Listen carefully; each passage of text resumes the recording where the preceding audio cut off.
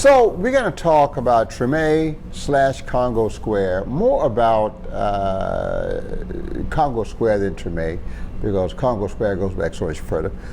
Treme is the first black neighborhood set up in New Orleans, and it is just north, across Ramparts Street, just north of what we know now as the French Quarter. The current Louis Armstrong Park sits on land that was at one time a part of a open area known as Congo Square. This area was known as Congo Square going back to the 18th century. As a matter of fact, there's a law called Ordinance Noir, for one of the earlier black codes, but was not like the later black code, which restricted blacks. This was a code that gave blacks, slaves, the freedom of a day off from work. Sundays, they could do what they wanted. There was no freedom to congregate, but you got a day off and whatever, you're going to end up with a lot of people being in the same place at the same time, and that place was Congo Square. As a result of that, there was this marvelous cultural exchange where Africans from different tribes, different languages, different cuisines, different rhythmic concepts, music, language, you name it, exchanged.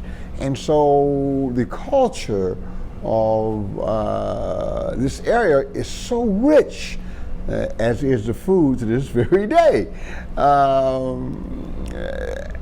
Later, this became one of the main reasons why New Orleans was such a ripe area for the cultivation of the new music we know as jazz, because there was no place in America where the African culture had been not only preserved but cultivated. And this was true during the entirety of the territory being controlled by French and Spanish. It actually continued that way once the United States took over through the Louisiana Purchase. But the conditions of slavery grew harsher and harsher and harsher, and became more like the conditions of slavery on the eastern seaboard. And this had a negative effect on what was taking place in Congo Square until just about the 1850s, leading up into 1860, and of course by 1861, beginning of the Civil War, these gatherings and this cultural exchange were severely limited, if they were seen at all. But the culture had been preserved for well over 150 years or more, and we benefit from that, even though there was this interruption as a result of the Civil War. Thank God that only lasted from 1861 to 1865.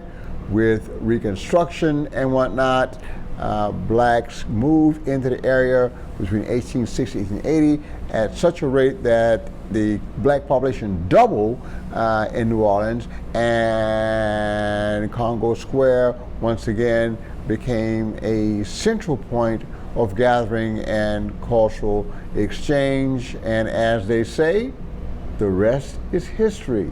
So if you want to go to Congo Square, just go north of the French Quarter into Louis Armstrong Park, and you're there. Thank you.